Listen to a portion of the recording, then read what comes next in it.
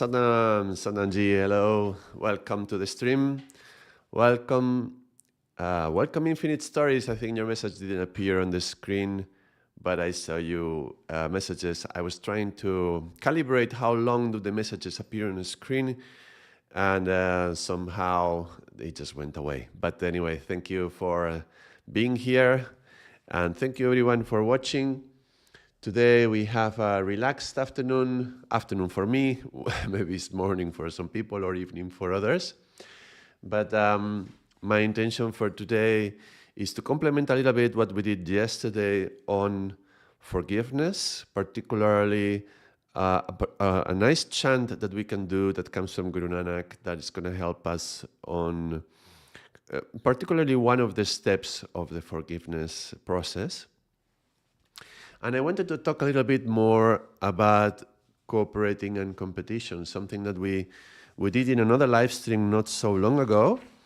A topic that is fascinating to me. I deeply enjoy this topic. I'm very interested about it. And I was still reflecting upon this during the holidays.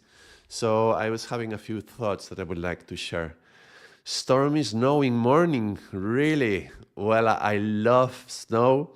I am from Mallorca, a place that is like a Mediterranean island, right? So it's a lot of sun, a lot of good weather, a lot of sunny days. But somehow there's something in me about sun. I am, even for a period of my life, I was allergic to the sun. So that's kind of paradoxical to be born in Mallorca and not enjoy the sun so much, at least not so hot, because in summer it can be over 40 degrees Celsius. That is, I don't know how much is that in Fahrenheit, but it's too much for me.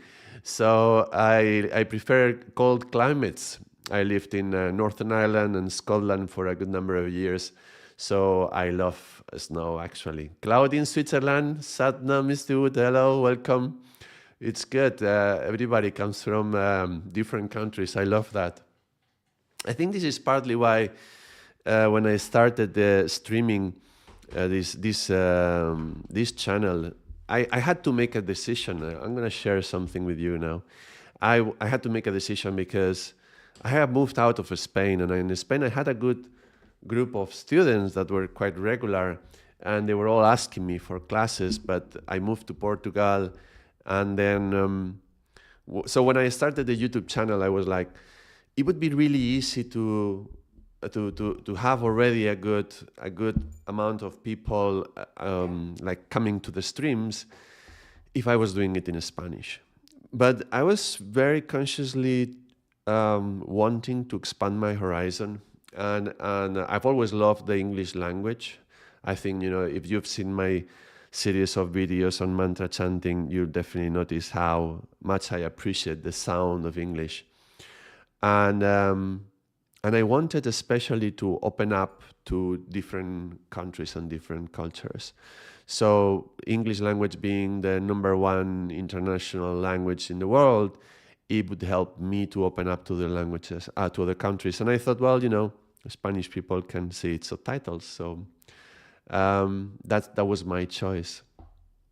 So I'm glad to see you guys and girls here in the stream, sharing this online space, and coming from Switzerland, the US, and wherever everybody's from. And I'm happy to see where everybody's from. So you can feel free to share it. Just connect and say where you are from, and we can talk.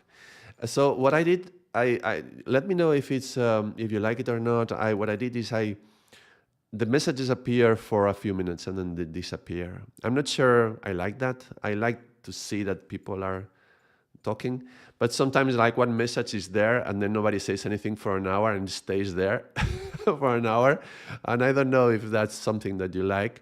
So let me know if you like this letting it appear only for a few minutes, or you would rather have it there. I think it's nice as well. Happy I decided in English. Yes, I'm more international.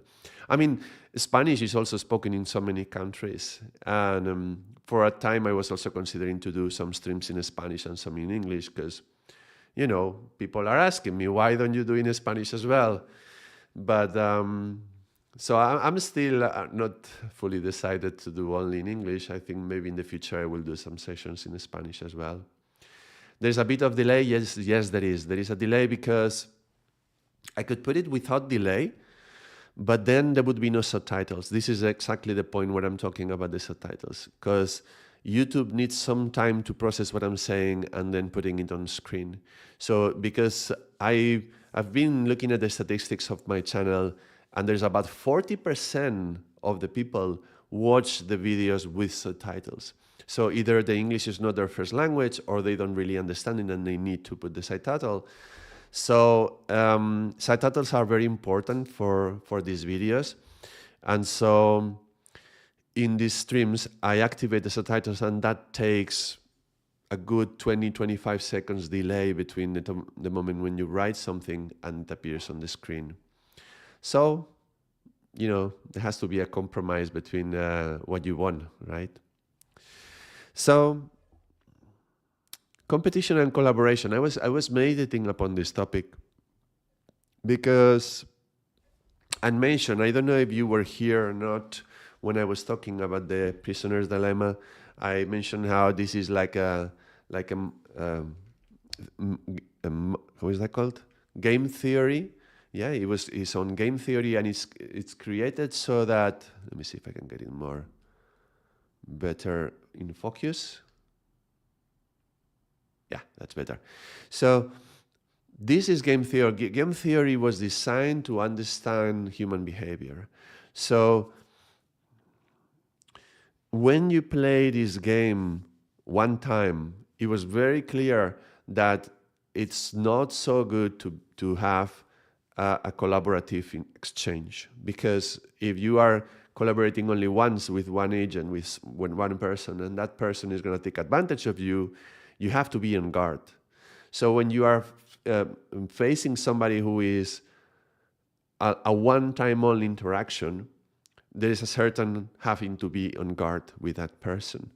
And, you know, life is not just numbers like, you know, 1, 3, and so on. It's not so mathematically exact, but the attitude is that one. If you are going to be one-to-one with one person that you don't know if you're going to see them again, or basically if you know you're not going to see them again, then the tendency is to be on guard so that the people don't take advantage of you. But the most interesting thing comes when you are going to interact with somebody that you know you're going to be interacting with for, who knows, years, right? Then what would be the best attitude? And I mentioned how there is a number of strategies that would work for that. And something that I really enjoy is from these first years when these problems would appear, they would do competitions and people would program their own agents and they would, you know, battle each other. And that's where the tit for tat came out, and some other strategies. But there was, out of all the strategies that were coming up, there was 4 most important qualities that the winning strategies shared. So the winning strategies had four qualities that they were sharing. And I don't think I mentioned that on the other day. I mentioned 3 of them also, but on the passing, and I didn't really write it down, and I should have, because it's very relevant to this actual problem and these years when they were doing these competitions. So these strategies, this was studied by, there's a book written on this by, I think it's called Robert Axelrod. It's called The Evolution of Competition. No, sorry. The Evolution of Cooperation. All right. The Evolution of Cooperation. This is Axelrod. Robert Axelrod. And he found there's these four strategies. Now, the first one is being nice. Being nice in the first interaction, which means that, so all that I'm going to say is that those strategies which are most effective, right? So the first time you meet somebody, it pays off if the first interaction you have is to be nice, is to cooperate, right? I'm not even talking about collaboration, right? That would come more farther on. It would require a certain amount of trust, but just cooperation. The very first time that you meet someone, you cooperate, and that's being nice to that person. Now, if you have this attitude, first of all, then you are more, you have more chances for success for yourself and for the other. So for the interaction, let's say, it makes sense, yeah. But it's good. I mean, from a basic morality point of view, it makes sense, and it's good that it shows like that. But to me, it's always nice when you do all this kind of research and you use a very neutral process, which is basically having computers try to mimic human behavior, which is not emotional, right? Computers are not, well, so far they are not emotional. And when you do this research, you demonstrate that it's actually better to be nice. That's a good thing to find out, isn't it? So being nice, but that was the first interaction. It doesn't mean always. It's the first interaction. Now, after that first interaction, there is a number of, there's 4 elements, yeah? One, Robert Axelrod, he talked about this, about being retaliatory. I'm not sure that word would be very dharmic from a yogic perspective, but this means that, look, let's cooperate, but if you are gonna stab me in the back, I'm gonna take it into account, and I'm not gonna take it. How do you say that? What's the expression in English? Take it laying down? I don't know how to say that. Like, I'm just gonna be passive about it. And if you are not gonna cooperate with me, I am not gonna cooperate with you. So in Spanish we have a saying that is, you wanted to be so good that you become an idiot. Like, tan bueno que te vuelves tonto, yeah? De tan bueno que te haces tonto. Something like that, which means you want to be a good person, you start being nice, and then because of this niceness, people feel that you are soft, and then they take advantage of you. So the moment that you feel that people are taking advantage of your niceness, then that's the moment when you turn around.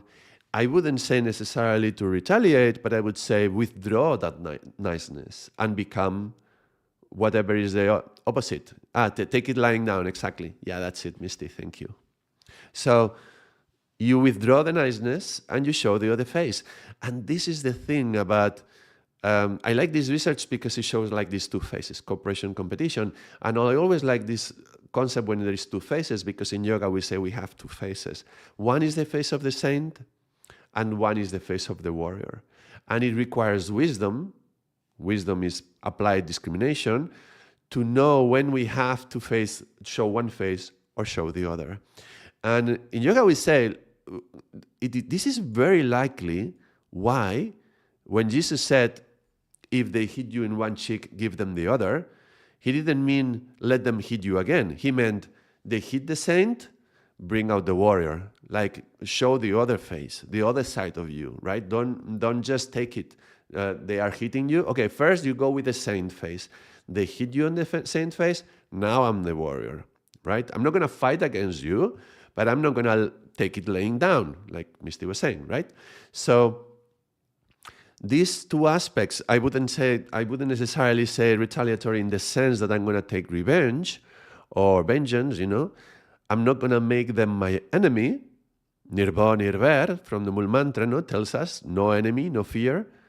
But I'm not going to take it lying down. I am a warrior as well. Yeah. So retaliatory. However, if you try to take advantage of me, and now I become cold, distant, closed, and be very, very serious, then that may disable the capacity for us to cooperate in the future. So there has to be a moment when you have to also be able to forgive, right? So this is the other element that Robert Axelrod identified in this research, which is forgiving. And this is why I am doing the topic of forgiveness right after I did this video, yeah, so you could connect it. So if somebody hasn't collaborated with me in the past, fine. But from the perspective of yoga, we have to understand that everybody makes mistakes. Nobody's perfect. And we can all grow and we can all learn to be better people, if you want to say it like that. So in a way, I have to kill my idea of who you are yesterday to meet the new you today. So that requires breaking the tap, breaking out all this list of things that I have accumulated, that everything you have done, every little stab in the back that you did to me. Now, it doesn't mean that I'm forgetting. Remember, we were talking yesterday, we forgive, don't forget. We keep it in mind. But certainly, being able to every now and then check, has this person learned something? Has this person moved on? Is this person able to now cooperate with me? If so, let's be ready to cooperate. We don't just forget the past. There is this sentence, how is it called? Those who cannot remember the past are condemned to repeat it. Yeah, this is from a Spanish philosopher, George Santayama. But it's this concept that we shouldn't forget the lessons that happened in the past. But certainly, we can forgive to move on and cooperate in the future. So this is where the forgiveness comes in. Now, I did mention all these three things, but I didn't mention the fourth. And this is why I wanted today to make a little append to that video, an appendix. The last one is non-envious. Now, non-envious, why is that? Because sometimes in an interaction, let's get away from these numbers, right? Away from these numbers. Sometimes we are interacting, and the other one is going to benefit more than you are going to benefit. It may happen. You are cooperating with someone, and somebody is not taking advantage of you because you are also benefiting, but maybe they will benefit more than you. Now, I think there is even some research on this. Now, I should have prepared this. I should have looked for this research. Maybe I will do it in the future. But I think there was some research saying another experiment where he said, look, something like this, okay? Don't quote me on that. But it's like, you have a person, you say, okay, we're going to do this experiment, and you have to do this work. You have to do a little bit of work. And at the end of the work, you can press a button. And then if you press this button, you're going to receive $10 or 10 euros or whatever coin you have, right? And there is another person on the other side of the screen, and they are going to receive $100. But you can also press the other button. If you press the other button, you only receive $1. Yeah? And the other one is not going to receive anything, or they are going to receive $1. So you can choose to receive 10, or you can choose to receive 1. And thinking of it from your perspective, it seems that we would all want to receive 10. If we're going to do this experiment, I'm going to be pressing that button a number of times because I'm going to do this little work that I have to do. I want to receive the maximum amount. However, human behavior showed that we feel that, wait a moment, he's not doing anything, I'm doing all the work, and they're going to receive $100, and I'm only going to receive 10. And so they would restrict their own reward for the sake of, let's say, fairness, or more than that, to avoid injustice in some way. And if you look at it, it's like, wait a moment. So you choose to receive less just so that the other one doesn't benefit even more than you. Now that's fascinating, because it's a very egotistical perspective. It's a perspective from the ego of envy or jealousy, or why are they receiving more than me? While if we have that's by the way, it's called scarcity mentality, right? Because we think there is a limited amount of resources, and if I'm receiving, somebody is receiving more, I'm not receiving that. It's different. Scarcity, abundance, and prosperity are three different axes. Maybe someday we will do a video on that as well. But it's a scarcity mentality, like, okay, then okay, I prefer that he doesn't get anything, or he gets just as much as me. While if we thought in terms of abundance and prosperity, I'm going to benefit and they are going to benefit. Why not? And even if they benefit more, then why do? Let them benefit more. At least I'm receiving some benefit from this work that I'm doing, right? So there is this intention that everybody can benefit from this. And for this, it requires what, Robert Axelrod identified, this non-envious attitude. If the other one is receiving, let them receive. If they receive more than me, let them receive more, as long as I am also being rewarded in the interaction. So these 4 things are very interesting. Starting with nice. If you are being punished from being nice by taking advantage of, withdraw the niceness, right? But be ready for the other one to learn something and change their behavior, be forgiving. And if they benefit, and even if they benefit more than you, just feel graceful, yeah? And enjoy that everybody's benefiting, and why you do, yeah? Let it go. So that was something very interesting that I wanted to share, this non-envious attitude. And then to communicate something that I was pointing out in yesterday's video, which is that in some cases we have interactions with people who are going to be for years, and these, you have very bad experiences with that person.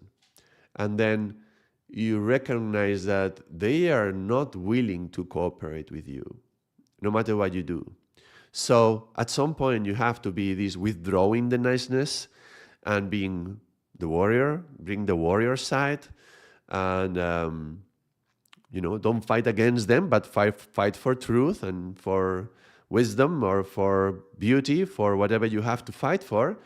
But don't just take it lying down. Keep straight, and don't make them your enemy, but just stop that cooperation. And then every now and then, every 6 months, every 1 year, if this is like a many years engagement that you have, you can check, can I be a little bit nice? Then you bring some nice proposition on the table. You show something from yourself that you are willing to cooperate, and check. And the other one will show their cards in a way. Are they willing to be nice? If they're willing to be nice, maybe we can open a little bit more. And, trust has to be earned, and it has to be earned in both sides, so we can start to build a new relationship, or not. Or we find a person that is impossible to relate to in a nice way, and we have to stay with the non-cooperative agreement, non-spoken agreement, but it's like non-cooperation. We have to work together for some reason, but at least I'm not going to let myself be taken advantage of. And then you carry on like this. Every 6 months or a year, you do a little test, because inside yourself, you are ready to cooperate, but then the test doesn't pass, you continue not cooperating. Now, that doesn't mean, even if I'm not cooperating, it doesn't mean that I'm not forgiving them. This is a very important thing. Forgiving a person doesn't mean that now you're going to start cooperating with them again. Forgiving a person means you're not going to hold a grudge. But if I need to be like a warrior again, I will carry on being a warrior with no grudge, just a neutral warrior, which is the best kind of warrior there are. When you are not neutral, then there is a lot of karma involved. When you are not cooperating with somebody and you find that you are fighting with that person, against that person, then there is a lot of karma involved. So if we're going to be fighting, then the fighting for something, that's what it's going to be able to make it dharmic in some way. So hopefully that makes sense, yeah? Just because I keep my non-cooperative attitude, that doesn't mean that I haven't forgiven them. And then you can stay neutral and keep your face blank if it's necessary. And sometimes you have to do it a little bit of a theater.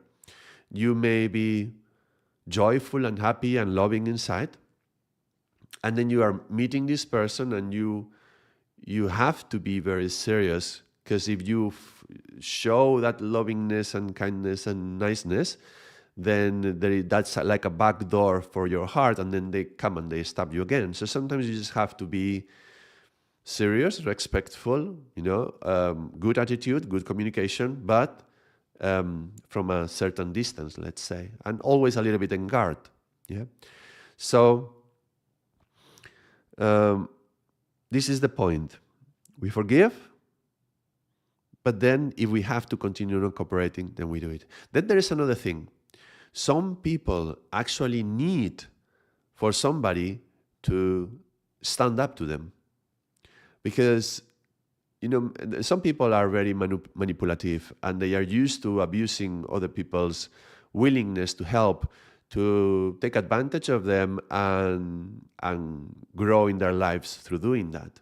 This is like, being taller by cutting everybody's heads off. Yeah, like being higher by squeezing everybody down. Some people are very used to doing this and sometimes are very successful.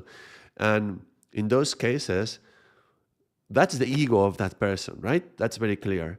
Now, the soul of that person may be squeezed and squashed as much as they are squashing everybody else's. So it's from your compassion to their soul that you can also be very serious and warrior-like and not submit, not take it lying down and just stand up. It's a way to relate to the soul of the other one, right? Not to the ego of the one. We are friends with the soul.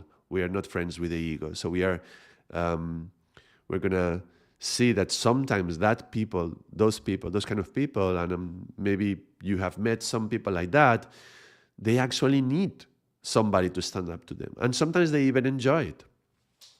Sometimes they may even do it as a test to see if you are willing to stand up for yourself or not. I remember something my sister was telling me once. This is something that she did it. She was unconsciously, but kind of consciously doing it with some guys that she was meeting, and she wanted to find out if they had what it takes. Yeah. And I remember she was like confiding in me, telling me like, I was even telling this guy that I wanted to see this movie when she didn't want to watch that movie, but she knew that was really a movie that he would totally not enjoy it. Just to see if he would be able to say, I don't want to see that movie. Can we watch something else? Let's find something else that we can both enjoy. And many men would like, okay, yes, dear, okay, whatever you want. Okay, let's go watch that movie. And then that's like there's a weak core there. And she was telling me, the moment that they agree, I would feel a part of me like, like disappointed that they don't have that core strength in them, no? And I think that happens a lot in the interaction between women and men. Yeah, women test men for their integrity, for their patience, yeah, for the strength of their commitment and their character and their verticality, right? And that's good as well, because men need the tests to overcome the tests and to become stronger. So it kind of works out, yeah? But from the point of view of the man, sometimes it can be very confusing. So why is she telling me to watch that? Because she doesn't want to watch it, but she just wants me to say that I don't want to watch it, and she doesn't want me to agree. That's kind of confusing to me, right?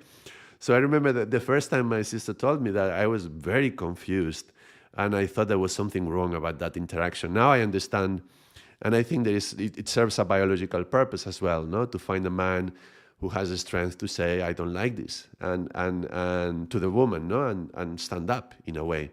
So anyway, but that doesn't happen necessarily just between couples. It happens in any kind of interaction. Sometimes we are testing how the other one is reacting. That happens a lot today with political correctness, and whether we can say something, whether we are allowed to say something, and how afraid I am of what I'm going to say, afraid to say what I really feel about and what I really think about, and say my point of view and put it across, because we are afraid of offending the other one. And then if everybody's afraid of offending each other, where are we? That's kind of weak, yeah? So anyway, that was the point that I was connecting with. Did you have any experience like that? Can you relate to what I'm saying? Does it touch you in some way? Yeah, let me know. Let me know in the chat, or let me know in the comments of the video if you're watching recorded. So what else? Today I had this idea of chanting something for the forgiveness aspect. Yeah.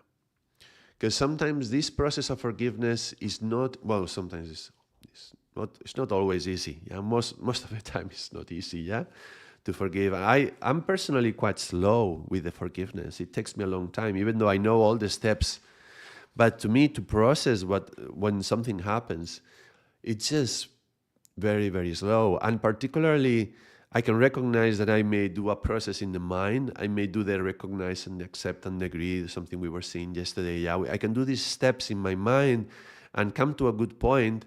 But then still, the next time I'm facing the other person, all the tightness in the belly comes in, and my body starts to sweat, and I can feel the stress from remembering past experiences that were troubling or damaging, or I suffered through those experiences. So for me, it takes time to go through the whole process. Now, something that really helps is call to something higher than you, right? When you don't have the strength, when we don't have the strength, call for something. We have a message from Mr. Wood. Yes, I had an abusive boss. It was difficult, but I stood up to him. And now he's very nice to me, very nice with me. I can forgive, but don't forget. Yes, exactly. That's it. Yeah, and you gotta stand up. And actually, especially with a boss, if it's a person with integrity, they will recognize your value more, and they will actually take you more into consideration and take you more seriously. And maybe, you are much more available for promotion and for getting in a greater position within the company than just taking it lying down. Yeah, I think the universe wanted to test me one more time with an abuser. Yes, yeah. So that's it. We need to learn to stand up. This thing about abusive, let me just say one thing. I remember talking about something similar in the context of a workshop we were doing on numbers, and some girl was saying, "Well, I think my relationship right now is quite toxic," she said, "but somehow it has arrived to me. I am in it, so I have to have something to learn about it. So I'm afraid if I just leave the guy, then I'm not gonna learn it, and then the karma, like you are saying," she was saying that, I was saying that the karma comes back even stronger. So I want to make sure that I learn the lesson. And I was like, yes, right? That's very important, yeah, to learn the lessons from the karma. But sometimes the lesson is that you have to leave the guy, right? Sometimes if you're in an abusive relationship, then maybe what you need to learn is exactly to stand up for yourself. And even in consultations, I remember my teacher, Ardaas Singh, he was saying, look, when we are doing a consultation to somebody, many consultations, people come because they have trouble with their partners. And they have to, partners or some relationship, yeah? And it is not our role to tell them any advice. Our role is to ask questions and to help them figure things out. But if even if they ask us for advice, we are not in a position to give advice to anyone. We are just there to help, to sort things out within ourselves. However, if the person is being abused in some way, then it is valid to give the advice to stop that relationship. And that's powerful because it's probably the only circumstance in which it is valid to present that option to the person, especially if they are not considering it. Yeah. Well, as I was saying, that student of mine, she was like, well, maybe I have to stay because there is something to learn. And well, maybe you have to learn to let go, right? So I'm not saying you have to do it, but sometimes we have to be ready to do it. And actually, sometimes just being ready to let go, and sometimes it can change the whole interaction. Like you, Mr. Wood, yeah, you changing your attitude and standing up for yourself probably changed the interaction. So now he was very nice to you. And so this is kind of the universe asking us to grow in the direction we have to grow. And they put people in front of us that we need for us to grow in that way. Yeah. So that's happening in that way. But it's good to distinguish, yeah? Do I have something to learn here, so I have to stay? or what I have to learn is to go away. Yeah, what's the thing? And then challenge ourselves to me is really difficult, because when I commit to something, commitment is very important in yoga, is the first step to happiness. So if you have committed to something, then breaking that commitment, it has to be very serious, and it has to be very clear that you have to break it, because it's so easy. Nowadays, it's so easy. We see something a little bit not working very well, you have to throw it away. Like I have my tablet, right? It's a good example, right? The battery wasn't working very well, typical from tablets. And I took it to the shop and they say, oh, we have to replace the whole tablet. And come on, you cannot change the battery. No, it's integrated. Everything is one package. So, and that thing happens also in relationships. There is one aspect of the relationship that is not working very well, and we are like, oh, there's more fish in the sea, and we throw it away rather than trying to fix it. Trying to deal with the issue, right, and sort it out. All right. So one of the things that cause more conflict, especially in relationships, is when we have this long list of everything you have done to me that made me that it was wrong, yeah, and you have your own list of everything that I did to you and it was wrong, and then we operate from this list, and then whenever we engage in a conversation, becoming a discussion, becoming an argument, we are throwing this list at each other, and then that's like not letting go of the past, and that can totally destroy the future of our relationship when we are holding on too much to the past of what has been done, especially if we have talked about it and dealt with it. And that's the thing, a conversation a communication in a relationship should aim to resolve things, situations. Like if there was some issue, we talk about it, we deal with it, and that's it. And if there is anything more, let's talk about it. Okay, to the end, let's finish the topic, let's close it, let's find a place where we can rest the topic, and once it's finished, let it go and don't bring it up again, right? We don't forget it, but we have forgiven it, and we don't have to bring it up again. We don't have to, I'm not forgetting that thing that you did, because that's keeping tab, yeah? So it's about forgiveness in that context of letting all that thing go. You remember I put that let go at the end of the agreeing. Yeah, I understand it was necessary for the couple to grow as a couple. That thing happened, or for a relationship, but now let it go. Yeah. So one of the things that help more in this whole process is this concept of powerless. This is one of the key concepts that I find more useful.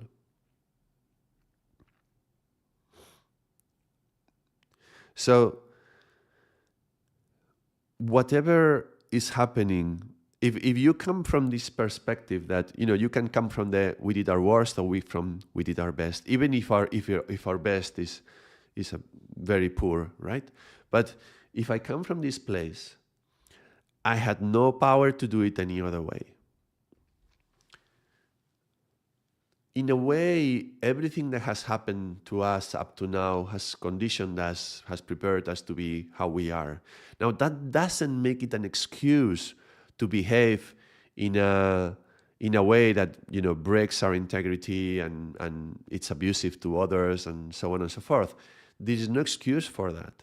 However, we are imperfect beings. We make mistakes, and we do the best that we can. We don't come out of ourselves every day with the intention to do it as bad as we can. I mean, who gets up and says, today I'm going to be as terrible as I can? We don't do that. I think most of us, we want to do good. We want to do well. However, that's not always easy, and sometimes we mess up. All right? Okay? So we are powerless to change in some way how we acted. I'm not saying we are powerless to change how we are, because we always can empower ourselves to grow in consciousness and attitude and grow a bit closer to the truth. However, we cannot change what happened, right? We are powerless to change what happened. And actually, even what happened, we can say, look, if God had not wanted it to happen, it would not have happened. So in a way, it had to happen. And it had to happen for you to learn what you have to learn and for the other to learn what they have to learn. So you were actually powerless to stop from making that mistake. And that's quite powerful because then, I mean, it's a paradox, but bear with me, okay? The spiritual path is full of paradoxes, right? And you read the books of scriptures and often they say, well, everything is in your hands.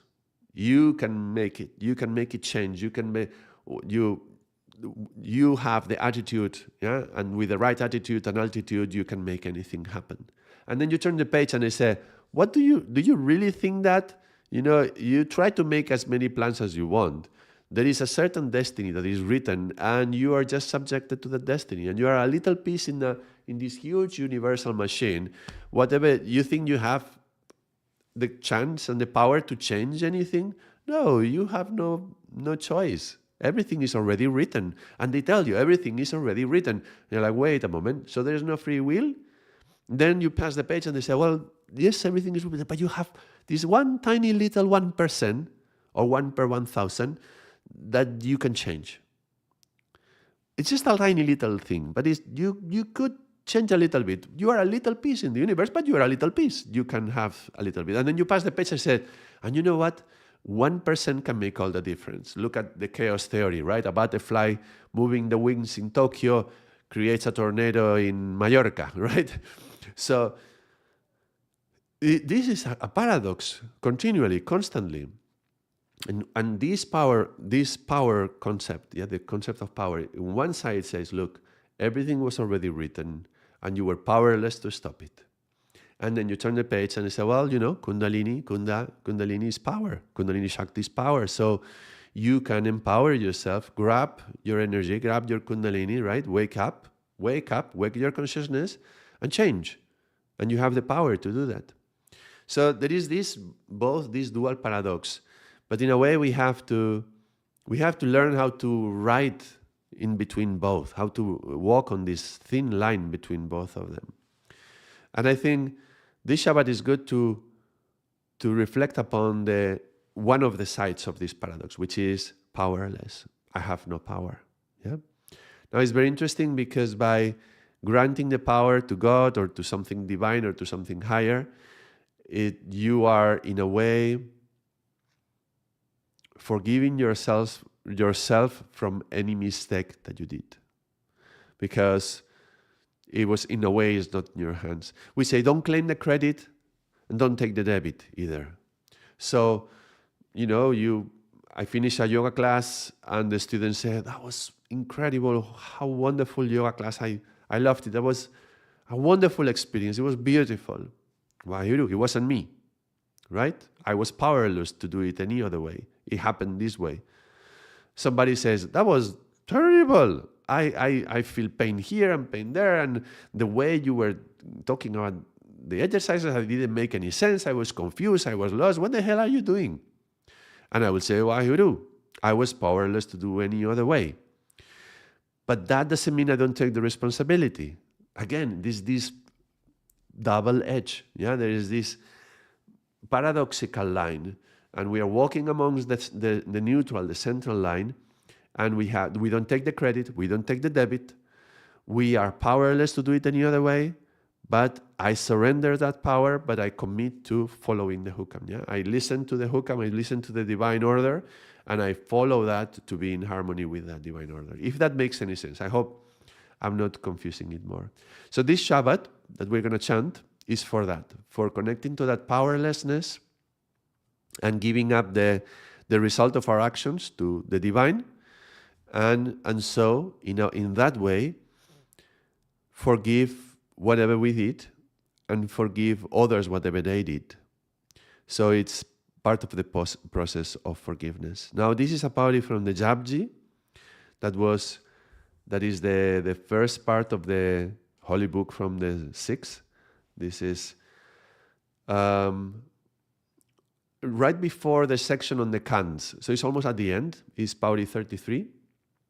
If anybody wants to look for that, I will put it on the screen, the words. In a moment I will prepare that. And it's talking about we being powerless. Yeah. It's interesting because this segment on powerlessness comes in the Japji right before he's going to talk. There's a little section where he's going to talk about what comes after death and what is the blue ethers and the cants, what they call the cants, and how, how would be our experience if we went there, when we went there, when we will go there. So, in a way, he's telling us that before we leave this planet, we have to surrender credit and debit, surrender this attachment to the victim personality and the guilt, to let go of all that heaviness, to be able to pass through the little gap and to get to these ethers. So there is this saying that you have to go, is like going through the eye of the needle. Yeah, going through the eye of the needle. Now, through the eye of the needle is so small, you cannot bring your ego with you. You have to let it go in order to pass through that hole. If you have any regrets, if you have any blames, any claims, anything that you hoping to get any compensation for, anything of that nature, that's going to be heavy on you and you're not going to cross through. So it's very interesting that in the Japji, right before the moment of death, is telling us powerless, powerless, powerless. Aakhan jor, chupai na jor. Aakhan jor, chupai na jor. So let me bring that on screen. Let's see how I can do this. Now, I looked for the words before. Now give me 1 second to copy them.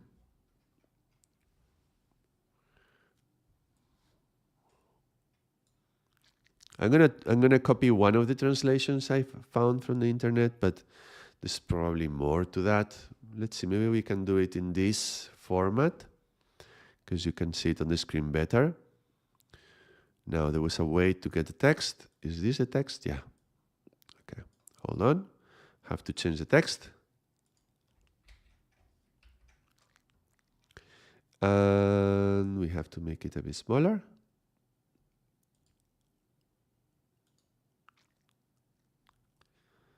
Even that, a bit smaller.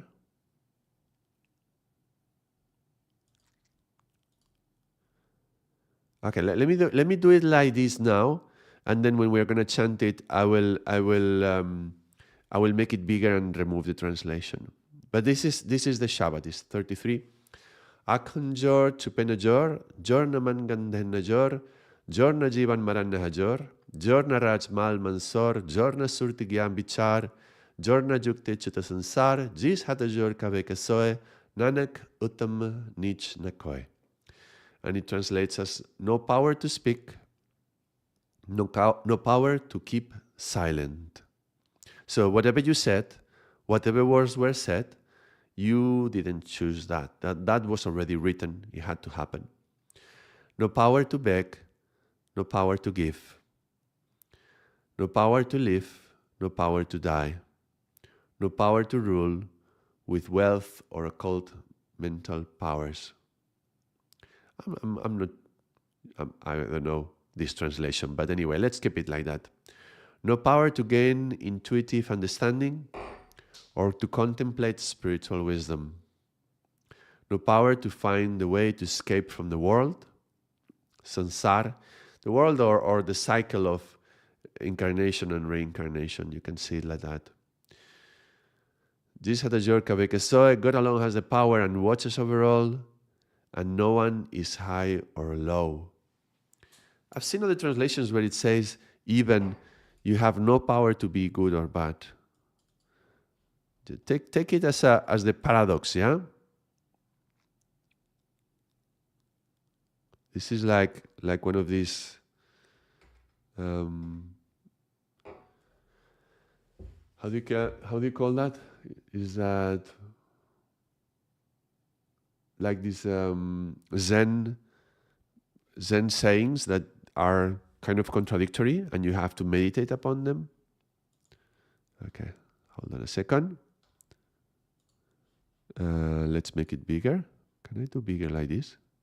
Oh, it looks very bad. Wait, it's better to do it bigger from here.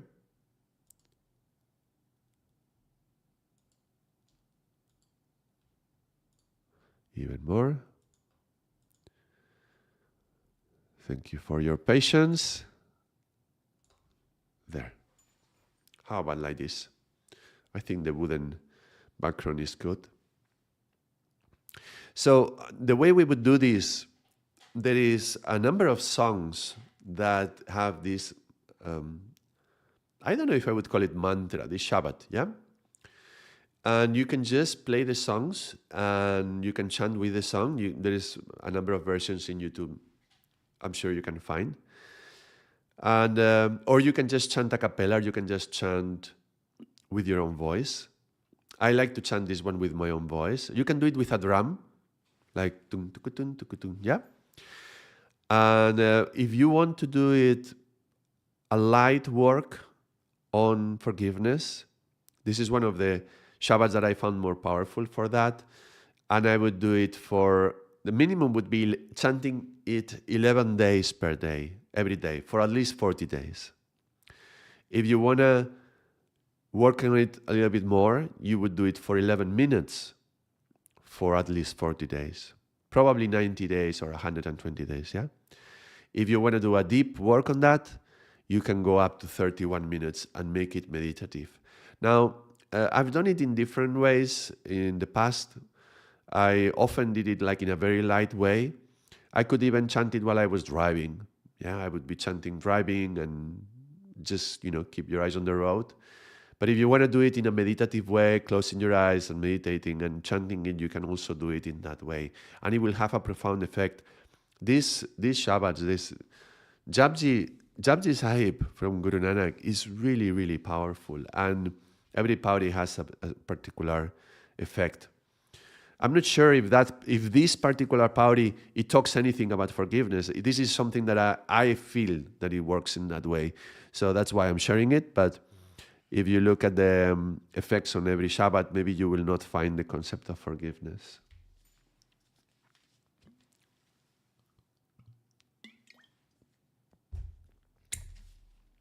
So are you ready to chant? I hope you are.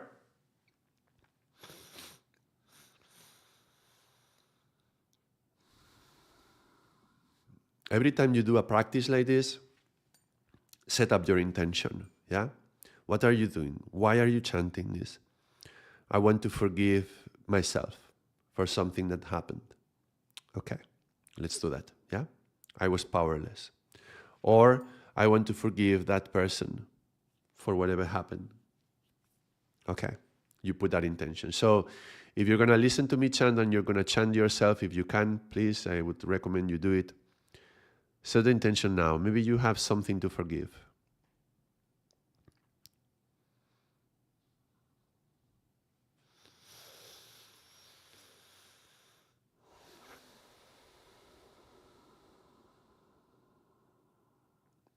And we begin.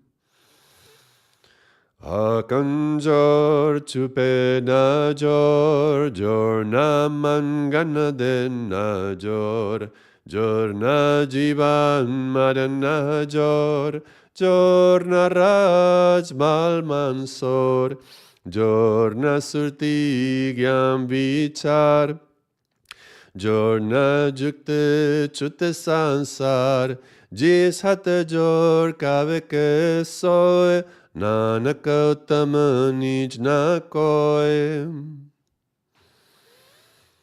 Aakhan jor chupai na jor, jor na mangan dayn na jor, jor na jeevan maran na jor, jor na raaj maal mansoor, jor na surtee giaan vechaar, jor na jugatee sansaar, jis hat jor ka vekhai, Nanak utam neech na koi.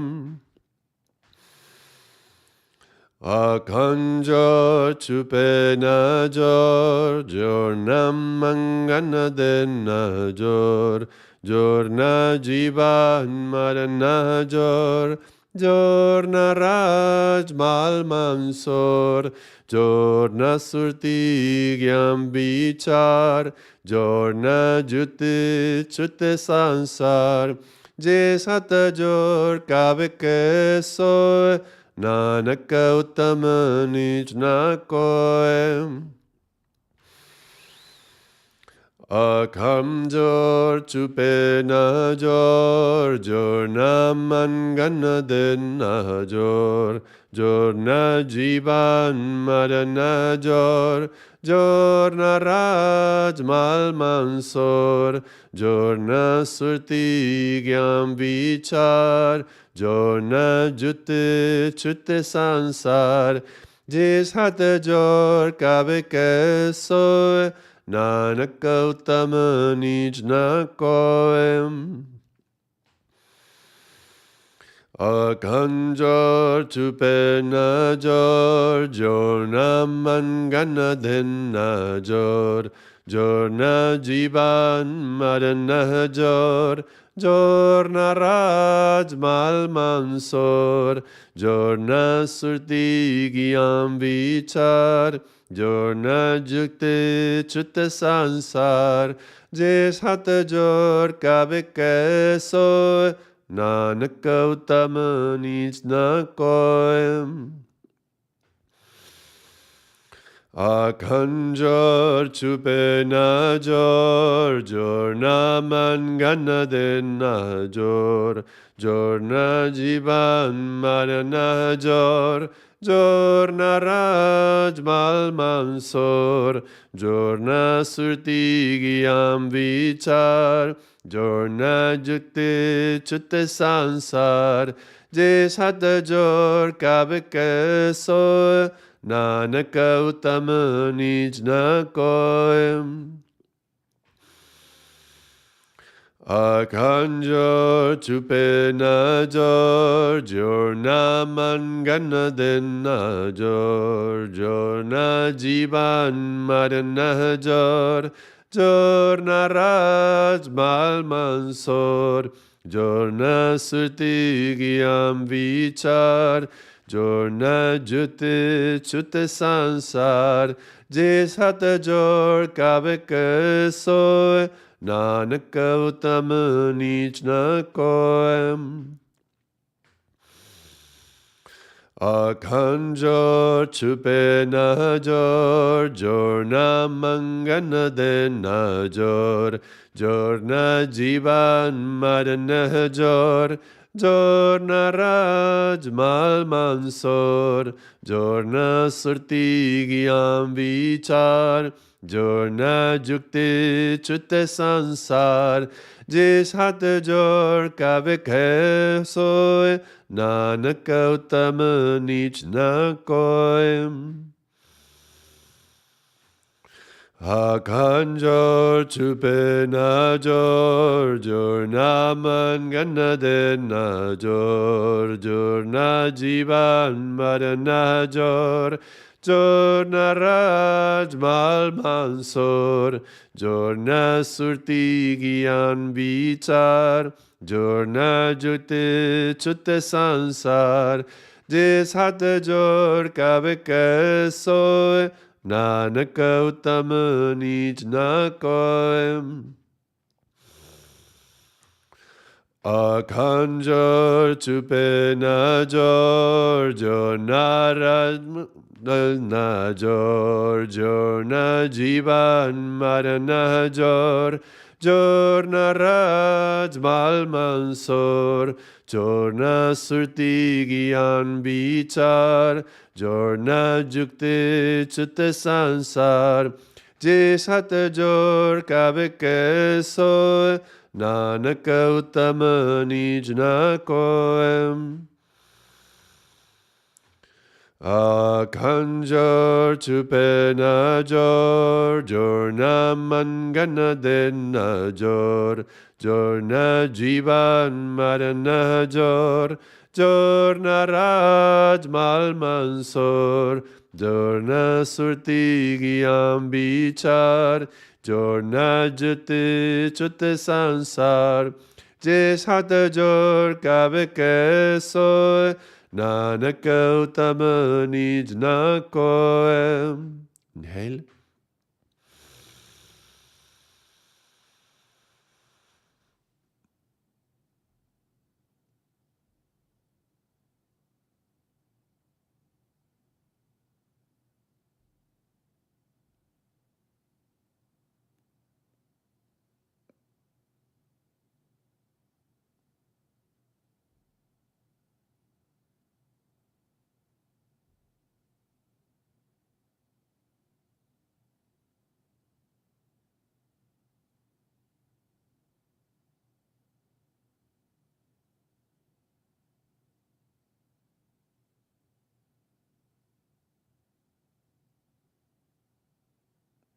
And exhale when you need to.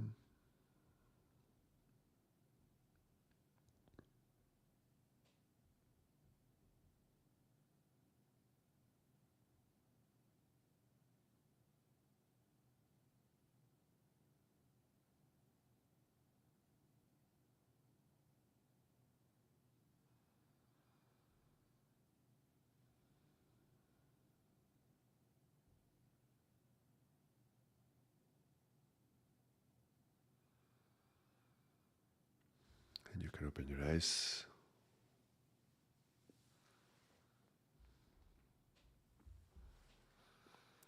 There you go. I will write the text in the description of the video, and if anybody wants to repeat it again, you can go back to the very end. I think it was 1 hour into the video, and the chanting was something like 5 or 6 minutes, something like that. So who doesn't have 5 minutes in your life to forgive, right? Okay. Thank you very much, everyone. If you haven't liked the video, maybe you can drop a like on the way out. That is always useful. Thank you, everyone, for being here and chanting with me and doing this inner work on forgiveness to start to unshackle our spirit from the clutches of our ego. Hey, Le Hafakar, thank you for being here as well. Thank you, everyone. Mr. Wood, Infinite Stories, everybody who was chatting, who was writing in the chat. Thank you for everyone watching a recorded version. And that's all for today. Stay in the presence of the Nam. Stay with the Aakhan jar. And thank you, everyone. Sat Nam.